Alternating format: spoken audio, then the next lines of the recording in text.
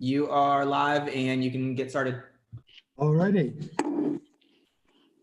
Good evening, ladies and gentlemen. This is the HRPV morning board meeting of Wednesday, December 9th, 2020. It is 6 o'clock. And Ms. Cole, can we get a roll call? Yes. Judith Fox, Here. I'll be right. Bernard Guthrie, I'm here. William Feldkamp, I'm here. Judith Just, Jeffrey Harris, Here. Bob Dorenzo. Here. You have a quorum. We have a quorum. Wonderful. All righty. Can you join me, please, in the Pledge of Allegiance?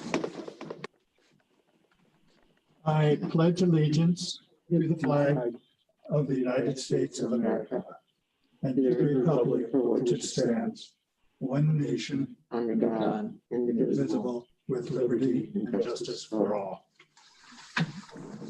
Thank you. Are there any additions, deletions, or reordering? Mr. Chairman. Yes. Nothing. Nothing. Oh, okay. None. All right. Well, then could I get an approval, motion to approve the minutes of the November 18 meeting? I make a motion to approve the minutes. Okay, motion by Judith Fox, seconded by. I'll second it. Seconded by Mr. Harris. All in favor, aye. Aye. Okay. Now we're asking for the swearing in of staff and applicants. Can we have the approval of the minutes first? We just did that. that. We just did that. I thought you did the addition in the, Oh, no, there was no additions or reordering. okay, so you did no motion on that. Okay, I'm sorry. Apologize. Sure. So you don't have, there is no no applicant online yet. So we'll just go with, just with staff. And if you plan on giving testimony, please raise your right hand. Do you swear and affirm the testimony you give will be the truth, the whole truth, and nothing but the truth? If so, say yes. Yes. Thank you. And if the applicant joins at a later time, we'll swear them in at that point. All right, well, we do have proof of publication. Apparently there are no withdrawals or postponements. Any board disclosures? None. None online, okay. And no unfinished business? Well, then we are on to new business. Abraham, are you doing it or? Mr. Hodges will be. Mr. Hodges, will you present 914 North M Street? Absolutely. Is everyone seeing the slides correctly? Yes. Yes. Okay. Okay, well, good evening. For the record, this is Jordan Hodges, Senior Preservation Coordinator for the City of Lake Worth Beach, and I'll be presenting this item for you this evening. It is 20-001-00213, which is a request for a certificate of appropriateness for the new construction of a single-family residence at 914 North M Street. So the property owner is requesting approval for a COA for the construction of a new single-family residence on the vacant parcel located at 914 North M. The property is located within the Northeast Lucerne Local Historic District on the east side of North M Street between 9th Avenue North and 10th Avenue North. You can see it there highlighted in red. The parcel is currently a vacant 50 by 135 foot platted lot of record, and again has frontage on North M Street to the west. The property is located in the single family and two family residential zoning district and maintains a future land use designation of medium density residential. So a little bit of background on the property. In February of 2016, the city's building official, Luis Martinez at the time, inspected and condemned the structure that occupied this parcel due to the possibility of imminent collapse by severe structural deterioration. The HRPB was noticed of the building's condemnation at the April 13th, 2016 regular meeting. And these are some photos of that structure.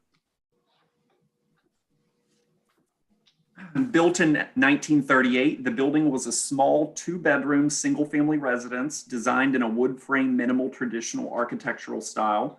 And the original architectural drawings for this building illustrate a modest structure with shake siding, a tapered stuccoed chimney, recessed entry porch, a galvanized shingle roof, and a framed detached garage.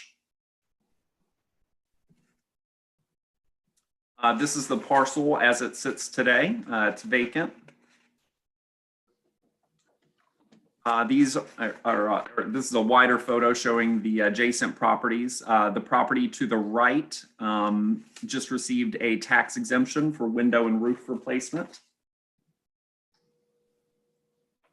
And this is a current survey of the property. Again, it's got 50 linear feet of frontage along North M Street. It is our typical 50 by 135 platted lot. So this is the proposed site plan, and the proposed structure is sited at the customary 20-foot front setback and features a walkway connecting the front porch and the public sidewalk. The front yard also features a paver ribbon driveway, which is side-loaded to the north of the structure. Additional parking is also provided to the rear by the way of a 44-foot-long driveway and rear integral one-car garage.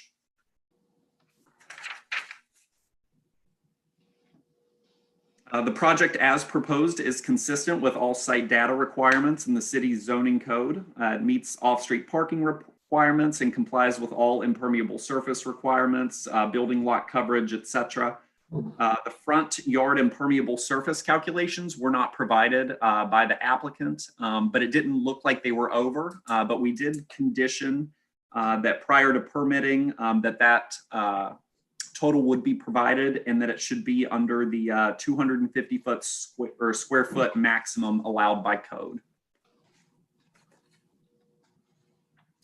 The applicant did submit a landscape plan, which is the slide before you right now. But again, Dave McGrew will review that in landscaping prior to permitting to make sure that it is in compliance with the city's landscape regulations.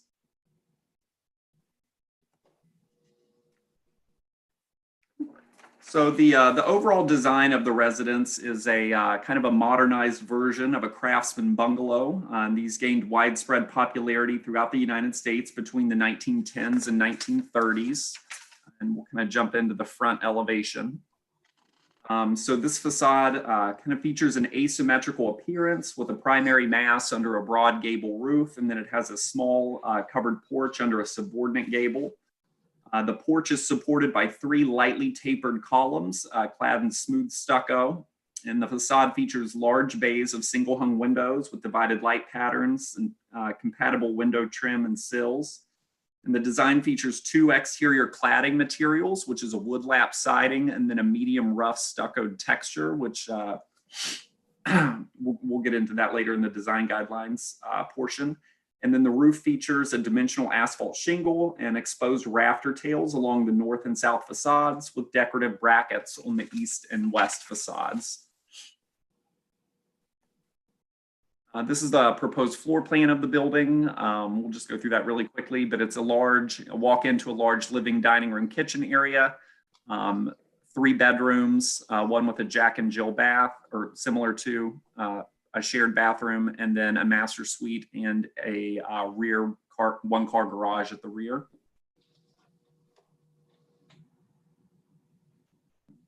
This is the proposed streetscape elevation. And again, this tool is particularly useful for determining height and massing compatibilities with the existing streetscape. And it is staff's analysis that the proposal responds adequately to the lot size, shape, and configuration, and does respect the development pattern in the neighborhood. So all new construction within designated historic districts should be visually compatible with their surrounding buildings.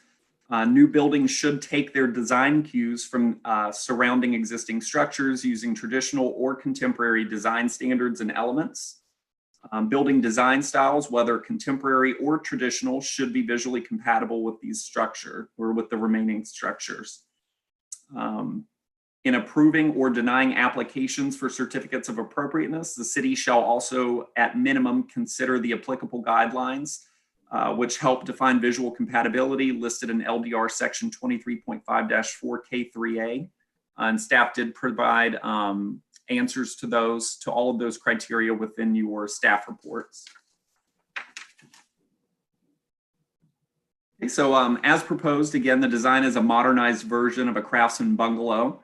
And per the Lake Worth Beach design guidelines, character defining features of this style include broad gable roofs with deep overhanging eaves, vertically proportioned double hung windows with divided lights, and deep covered front porches or stoops. Prominent siding materials include woodlap or shake siding and medium to rough textured stucco, and often combinations of those. Bungalows predominantly feature large and large window openings for natural light and cross ventilation, and commonly feature decorative brackets, gabled vents, and tapered porch columns. Roofing materials typically consist of wood shingles or shakes, metal shingles, or asphalt shingles. Now, the design that the applicant is proposing does not seek to fully replicate a historic architectural style, but it does nod to the bungalow aesthetic with material choices and exterior detailing. Staff does have some remaining concerns regarding the exterior detailing, most notably the brackets, tapered columns, and stucco application. Staff has conditioned that the applicant enlarge the decorative brackets to a minimum of 24 by 24 inches, and that the brackets slightly extend past the fascia of the gable ends as depicted in the design guidelines. The applicant is proposing a 2-foot overhang on all sides of the structure, so we're recommending that those brackets, fully, or visually at least, fully support that overhang. Staff has also conditioned that the base of the tapered columns be enlarged from an 8 by 8 to 16 by 16, which will taper to an 8 by 8 at the column capital. Additionally, the column base shall be no taller than 42 inches. Like we were saying kind of earlier, these kind of nod to the bungalow aesthetic, but they are a little bit light. Bungalows, typically had a little bit of a beefier tapered column, so that's why we doubled the size of these, which is in keeping with that style. Staff, as of yet, staff has not received any written comments associated with this project.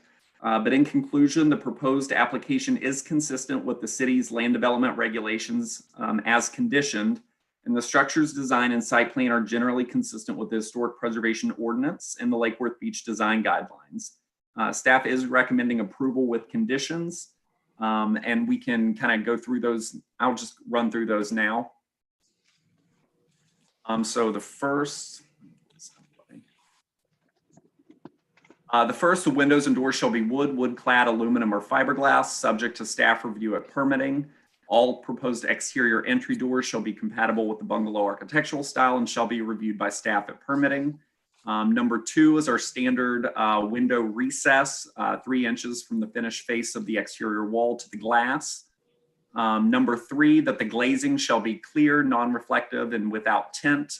This is our VLT standard. Number 4, all window divided light patterns shall be created utilizing the exterior raised applied buttons. That is another standard condition. Number 5, we hit on earlier, prior to permitting, a calculation of the front yard impermeable surface shall be included on the site data table. And that front yard impermeable surface shall equate to less than 250 square feet allowed by code. Number 6, we touched on a little bit ago that the brackets, the overhanging eaves, should be enlarged to 24 by 24. Number 7, again, that is the bulking of the tapered columns. Number 8 is that a 24 by 24 inch stucco sample shall be reviewed by historic preservation staff prior to application on the entire building. Number 9, we can flip back to these, but there are a few faux window openings on, I believe, the north facade that the applicant is choosing to fill those with a false shutter, as previous applicants have in the past. Those shutters shall be constructed of wood, metal, a wood look composite, or stucco, but they shall not be vinyl. And the shutters shall be installed at the time of final inspection. And then number 10, there is a fence, privacy fence included. I believe the board chair has recommended on several occasions that that front fence be set back a minimum of 1 foot from the front facade. The applicant did do that in their site plan, but we just went ahead and included it as a condition of approval as well. But I will flip back to, here it is at the very bottom, the north view. You can see those 3 false windows there. The applicant didn't really want windows there due to the room layout. So that was kind of the compromise, was to arrive at the false shuttered openings. But as you can see, they're receiving the same trim as actual windows. And once the shutters are installed, it should break up that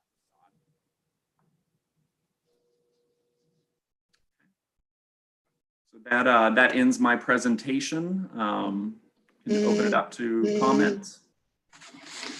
Thank you, Mr. Hodges. Do we have the applicant online yet? We do not. We do not. All right, well then we can't do questions from the board, but how about comments from board members? I have one comment. Jordan, earlier you said that the intent of the overhangs is to be 24 inches deep. Is that correct? I mean, Yeah, there is a 24-inch or a 2-foot overhang on all sides of the building. So for all the rakes and eaves, wouldn't it be better maybe to ask for a 28 or a 30-inch bracket, since that will then project past the Oh, sure. past the fascia? Yeah, we can move that to, do you think 26? Would that be more appropriate? That sounds fine. Yeah, that sounds good. Okay, we can change that to 26.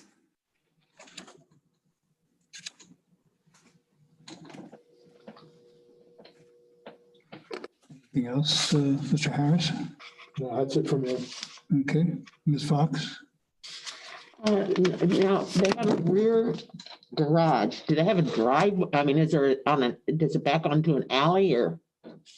Yeah, so you can see here on the site plan, there is a rear integral garage, and there is, so there's parking for 1 vehicle in the garage. There's parking for at least 1 vehicle on that kind of paver pad, and then probably another one on the ribbon strips leading up to it. But yes, you would access that from the Is rear there alley. already a curb cut in there? On the alley? No, on the front where they have the strip. Is Oh, there I a see. curb cut already or what? No, not currently. I can tell. No, so they would be requesting a curb cut from Public Services once they come in for permitting. Okay, thank you. They will? Should we be permitting that? If they get a curb cut that takes 1 car off of the street parking. I'm a little concerned that we're doing these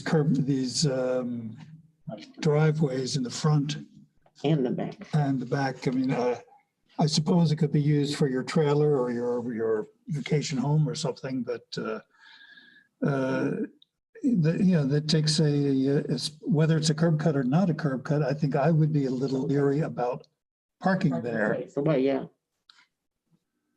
I don't know how to. Mr. Guthrie, do you have any thoughts on the subject? Well, not on the parking aspect of it, that having the driveway in the front doesn't really bother me. I wanted to go back in the condition of increasing the tapered, the bases tapered 16 inches. In the beginning of your presentation, you had actually a picture showing the 2 properties on either side, and the one on the left does have tapered, tapered columns in the front. And I was wondering, aesthetically, this particular is a new construction, and it is giving a nod to that style. I was looking at increasing that by double. Looks like it's going to crowd the doorway a little bit.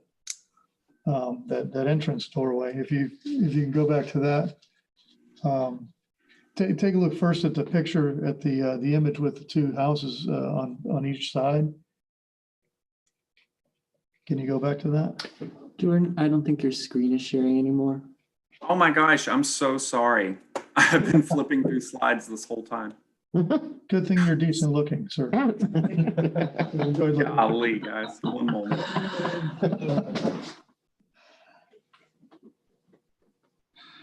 I had the same thought on that. Is it going to squeeze the door? Or can they rearrange the proportions just a tad? Because it's right on the edge of the porch, it looks like. And Yeah. it's going to take us, I don't know, it's going to take it out of whack. And when he's You see now? mentioning something about No. Yeah, giving a nod to it as opposed to, I think Which we one? need to, We're seeing your file structure. Make sure you're sharing the right screen. Okay, one moment. Sorry, guys. aren't those columns pulled out though? I mean, isn't there a porch? Mhm. But even the space between these widened columns may be less than 3 feet. Oh, I see what you're saying. It might, yeah, if that's a problem. But I mean, if it's just a question of the relationship with the door to the columns. You hope that they can rearrange the spacing just a tad. or, yeah. Because it's like nicely- require you to move the door over 4 inches, you know? See how that is, see how that left column looks like it's right at the edge of the porch, right at the corner of the porch. So if you increase that by 8 inches, you only have one way to go, to the right. I don't know can the front door move over 4 inches to the right and the column move over? And then that column would then have to move over 16 inches? So I will say that this these houses are pretty similar to the ones that have been recently constructed on North Ocean Breeze. Different architect, but the proportions and everything are very similar. So we kind of use the proportions of those columns to kind of implement here, because the porch width and everything is the same. But you see what I'm talking about, Jordan, with that one left column? I guess the idea would be to increase them. It would be 2 inches on each side. No, it would be 4 inches. 4 inches on each side of those two columns. It's going to crowd the door. Crowd the doorway. And then on top of it, it's right at the corner of the porch. So that means you either have to extend the porch out further or move the column in 8 inches to the right. It's going to crowd that door. Could we see the plan? Picture of the project that you that you guys wrote the conditions on, and then if you guys are uncomfortable with the exacts, but if you can give direction on staff on the condition, then they can work out the details with the applicant after the fact. I think that's a great idea. I think staff can figure out how to work with the client on that. So we could put that in as a 9th condition, that staff work with the revision of the front columns. That would be the 11th one. Let's change condition number 7. So we'll just take out shall be enlarged from, and we'll just change that to shall be reviewed by staff. Well, it already says subject to staff review at permitting on number 7. Oh, there we go. Okay. So I think we can leave it to you to figure that out. You did put dimensions specific on there. Yeah. Like maybe take the dimensions out, because if you work out something, if we say 16 by 16 and you decide to go with 12 by 12 or something like that, to make it more palatable, take the dimensions out, that you'd like to see the base of the columns increased, tapered columns increased, and then let you work that out with the Okay, architect. that should be fine. Other comments, Mr. Dorinzo, any comments? Well, I'm looking at this and I'm looking at a few of the houses in the neighborhood in my head. And a lot of the times with the front of these bungalows, you only have the columns on the end. You don't have that middle column on the right of the door. When you're looking at them, the big columns, like take my office, I have a column on each end. There's none in the middle. Yeah. So I'm just That's my comment. Okay. Could you bring up the picture of the house next door to it again?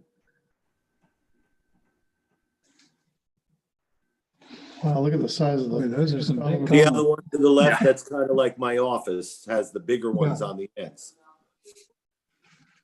Okay.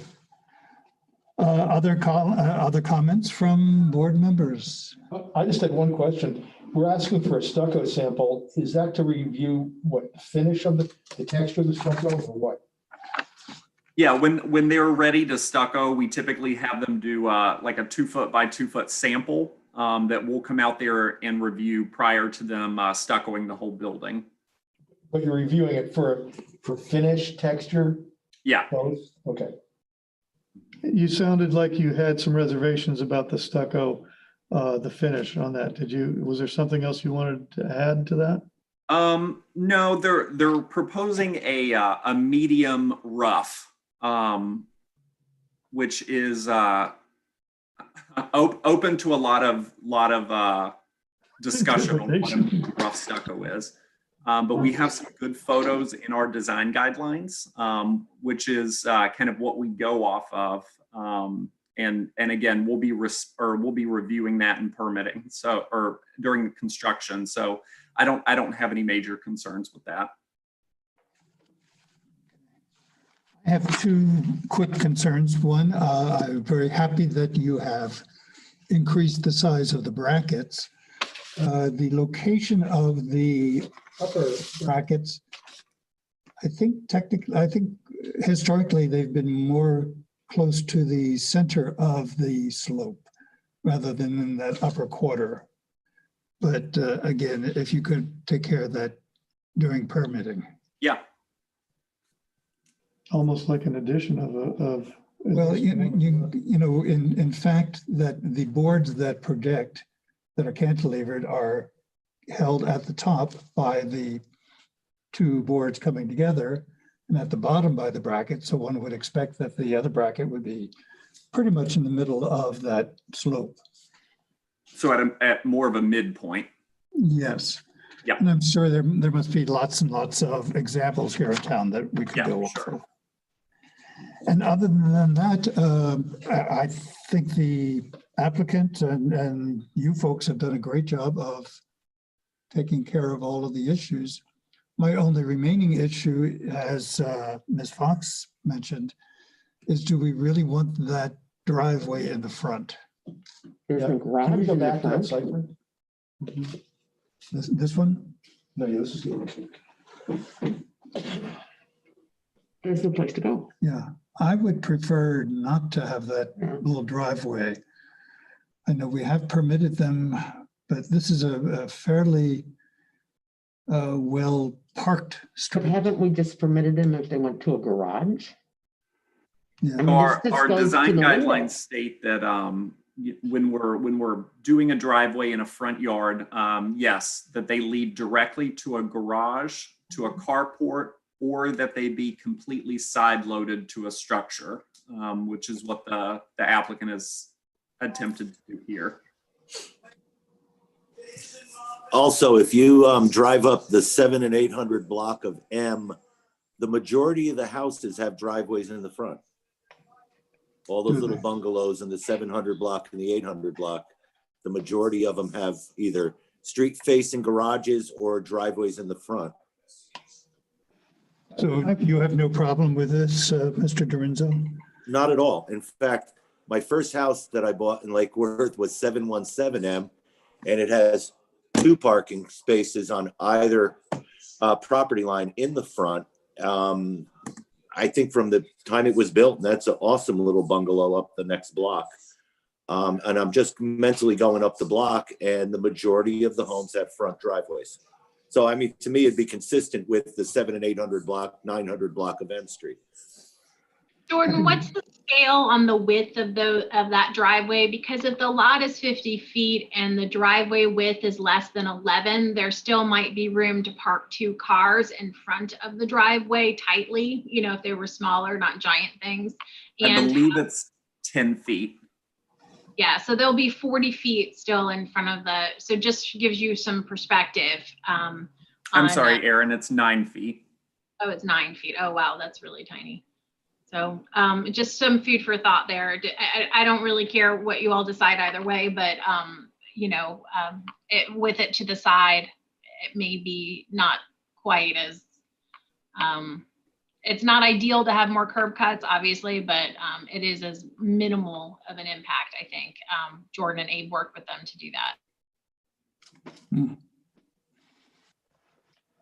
From personal experience, and my own house is sort of, I guess, bungalowish, and we do have a side-loaded ribbon driveway. It does go past the front facade of the house, back towards what used to be a garage. But my next door neighbor has no driveway in the front, does not use any driveway in the back. So there's a problem with parking often, where, if they have more than 2 cars, they're parking either in front of my house or they're parking in front of my other neighbor's house. If you have a driveway and 1 car is in there and you have 2 guests come over, they can park behind your car. You're using that space as an off-street parking as well from time, just as a very temporary thing. So from that perspective, I don't have a problem with the ribbon driveway in the front. You do not. Okay, well, If Mr. Harris? if that's what they are, Yeah, I don't know. I mean, since the parking is primarily in the back of this house, I don't understand the need for a curb cut in the front, honestly. I mean, I'm under the opinion that actually be able to have parallel parking on the street is a good thing because it slows traffic down. And I don't really think that since that's a secondary space, that it should get a curb cut. That's, it just takes up a space on the street that somebody else could use, as Bill mentioned earlier. well, sort of on a basis, it sounds like it's maybe 3-2 in terms in favor of eliminating the parking in the front. it goes nowhere as far as I'm concerned. It just goes into the building Does it bother you? aesthetically. If that's the will of the board, they're proposing a plan that they want to build for their new house. I don't have, I don't feel strongly, that's for sure, about it. Right. And just from personal experience, I'd rather actually see it, but. Mr. Dorinzo, would you be upset if we requested that the front driveway be eliminated? I would not lose any sleep over it, not at all. I just feel, like I said, if it's one of those things, if you have the majority of the houses on those blocks, you have the school a block away. There's a lot of traffic on that street. So to be able to pull off my street, between 8th and 10th, you have North Grade right there, 7th and 10th. No, 8th and 9th. You got a lot of traffic. I don't know. If I was building a house, I'd like to pull up to the front, especially if I have company. But I would lose rather than in the rear? Rather than up an alleyway, correct. Well, see, this gentleman has, or this woman has 2-3 parking spaces in the rear. Yeah. The garage and 2 spaces already. Well, I don't know. Maybe they have a boat. I don't know. I'm just giving my opinion. Well, I would like to propose that we request that the front parking be eliminated as item number 11. Would somebody like to make any public comment on this? Hearing none. Would someone like to make a motion? I will make a motion. I move to approve HRPD project number 20-00100213 with staff recommended conditions for a certificate of appropriateness for the new construction of a plus or minus 2,354 square foot single family structure at 914 North M Street, based upon the competent substantial evidence in the staff report and pursuant to the City of Lake Worth Beach land development regulations and historic preservation requirements. Did you want to add an 11th Yes, condition? and we, with the addition of condition 11, as previously discussed, Omitting parking Yeah, from the front. to omit the existing, or to omit the proposed new front parking and curb cut off of M Street. And I think you get, Do I hear a second? Do I hear a second? I second. Seconded by Ms. Fox. Did we not make a change to number 7 too? Do we not need to include that? Yeah. Mr. Hodges, did we need to change number 7 at all? So I have that the number 7, the base of the tapered columns shall be increased in size, subject to staff review at permitting. Okay, so we're eliminating the exact dimensions. Yes, sir. All right. And on number 6, do you want to adjust those dimensions? Oh, yes. The brackets on the gable end shall be a minimum of 26 by 26 inches per Mr. Harris's recommendation. Okay. All right, we have a motion and a second and no further discussion. All in favor, aye. Aye. Opposed, nay. Nay. Nay. Nays, 3 ayes. Okay, motion carries. The nays were Mr. Dorinzo and Mr. Guthrie. All right, motion carries. All right, we're into planning issues. Planning issues. Erin, Hi. So we are just kind of winding down for the holidays. We've had an extremely busy year and calendar year, and then we're going to wind back up again in January. We're anticipated, as you all know, the Gulfstream came in and we gave them some initial round of sufficiency comments for completeness comments, and we anticipated seeing a revised application from them after the holidays. Other than that, we're just going to keep on keeping on, I guess, and wishing you all a happy holiday season with whatever you choose to celebrate.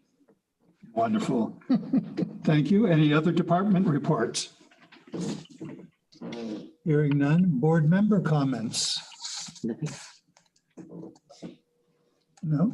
I've got I'd just like to commend staff again. They seem to be working very well with with one of my neighbors. And I appreciate your patience. I hope I'm saying the right things when he's asking me things too. So, but I basically just tell him to talk to you guys, and you guys are doing a great job. So, thank you. All right. I don't quite know what it's in reference to, but. In front of us. Okay. And I'd like to commend the staff for the guidelines, which were very nicely used here in this project, and it makes our job much easier. Yeah. So thank you. Let me on that note, because we just don't like us to have 3-2 votes and things like that. Is the guidelines? Do the guidelines talk about driveways, ribbon driveways, and was there any guidance on this particular style of project? And is it what is this? Just what we mentioned, that it should go to a garage, but it did say that it's totally side loaded. So this one did meet the criteria as being totally side loaded.